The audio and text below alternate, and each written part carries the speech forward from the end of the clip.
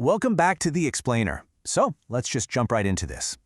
Throughout our deep dive into the Decentralized Social Protocol, we've unpacked how a society can guarantee survival and literally free up our time. But today we are looking at something arguably even more profound. We're looking at humanity's evolutionary upgrade. We're going to explore how this protocol acts as a literal immune system, a shield of cognition, protecting egalitarian societies from the predators that have, historically, always managed to tear them down. To really understand our present, we have to start by asking a pretty crucial question. Think back for a second to the peaceful, ancient streets of Mohenjo-Daro. History tells us this incredibly tragic story of bad money driving out good. You see, these great egalitarian civilizations of the past, they were destroyed not because they were weak, but because they were totally innocent.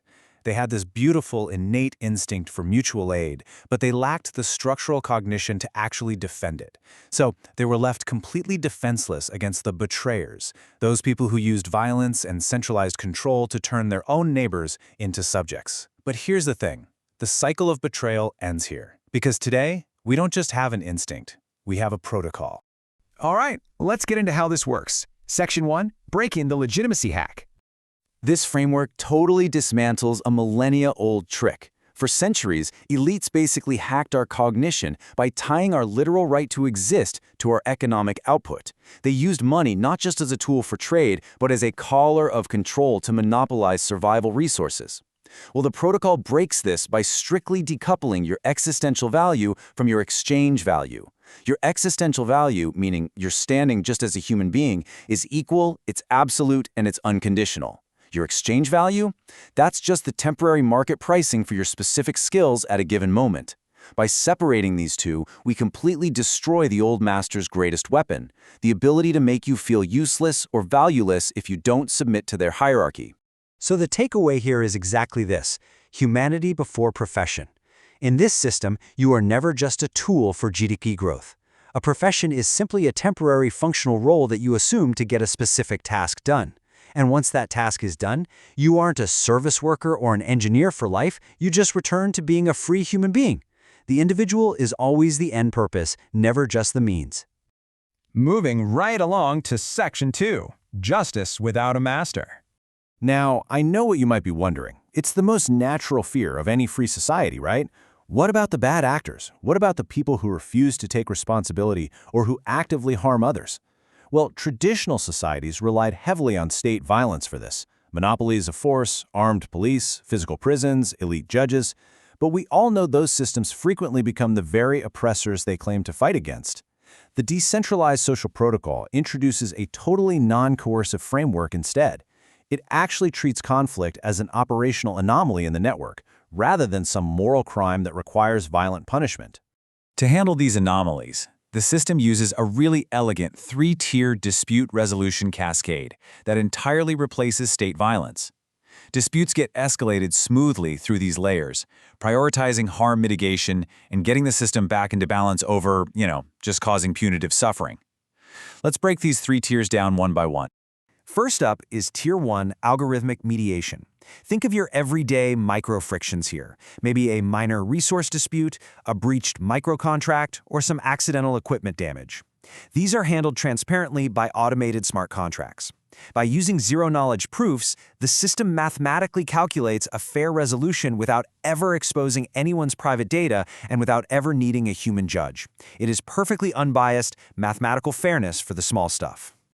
But of course, what about the messy, complex human conflicts? That's where Tier 2 comes in, peer jury assemblies. The protocol dynamically selects a jury with the relevant expertise, but here is the absolute genius part. They must have zero connection to the parties involved. No social links, no financial ties, no spatial links. In network terms, this is a zero topological connection. This guarantees completely unbiased deliberation through pseudonymous, zero-knowledge channels. So there's no charisma bias, there's no public pressure, and absolutely no corruptible permanent judges. And finally, we have Tier 3, the Constitutional Tribunal. This layer exists for one reason and one reason only: to protect the absolute boundaries of the system.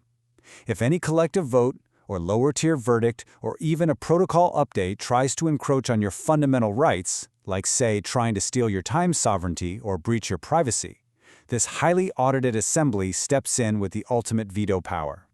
It is the final circuit breaker to keep you safe. When you really step back and look at it, this is a massive paradigm shift. Just look at the change in authority. We're moving from monopolies of violence directly into mathematical fairness. The shift in adjudication goes from permanent elite judges to dynamic, totally unbiased peer juries. And most importantly, the consequence itself. We are moving away from putting human beings into physical cages and moving toward restorative labor. Which brings us right into Section 3, Restorative Accountability. In a society where everyone's existence is considered equally absolute, you simply cannot own or cage another person. We've effectively abolished the prison. Instead, if someone harms the community or breaks a contract, they incur what's called a public responsibility deficit. Rather than facing retributive violence, they actually have to actively restore their standing. They do this by contributing verified labor or utility work back to the community. So they literally work to turn that red deficit back into a green credit. Okay, but what if someone is just persistently acting in bad faith and refuses to help? In that case, the protocol uses functional isolation. Bad actors face a temporary loss of access to the high-tier advanced infrastructure, things like automated transit or the luxury labs, and their peer trust score decays in the graph. But here is the most critical element of the whole thing. The system unconditionally preserves the survival floor. No matter what a person does, their basic right to food, shelter, and healthcare is never, ever revoked. We literally don't need a police force when the protocol naturally manages your access through a decentralized trust graph, all while fiercely protecting basic human life. All right, let's look at the underlying architecture. Section 4, Protocol as a Firewall. This setup fundamentally redefines how we handle data. Traditional systems always relied on control-oriented surveillance, right? Tracking your private life, your movements, your habits, all to maintain power. Well, the protocol replaces that with a transparent data center focused purely on coordination-oriented transparency. The algorithms and the broad societal needs are 100% public, but your personal data is strictly encrypted. So the system can easily coordinate public needs, like say identifying a shortage of doctors in a region without ever having to spy on your personal lifestyle. And because of this architecture, the way society actually asks for your help completely changes. In the old world, the state or an employer issued a summons, a mandatory command that was always backed by the threat of poverty or violence. Under the protocol, every single task is an invitation. The system is structurally, mathematically prohibited from assuming any human being is perpetually on standby. You always have an absolute, penalty-free right of refusal. So all of these protections combine to create what we call the inviolable sphere. This is literally a constitutional firewall built around your soul. Within this sphere, your time, your beliefs, your aesthetic choices, and your cognitive privacy are absolute. No collective majority vote, no algorithmic optimization, and no public responsibility deficit can ever penetrate this sphere.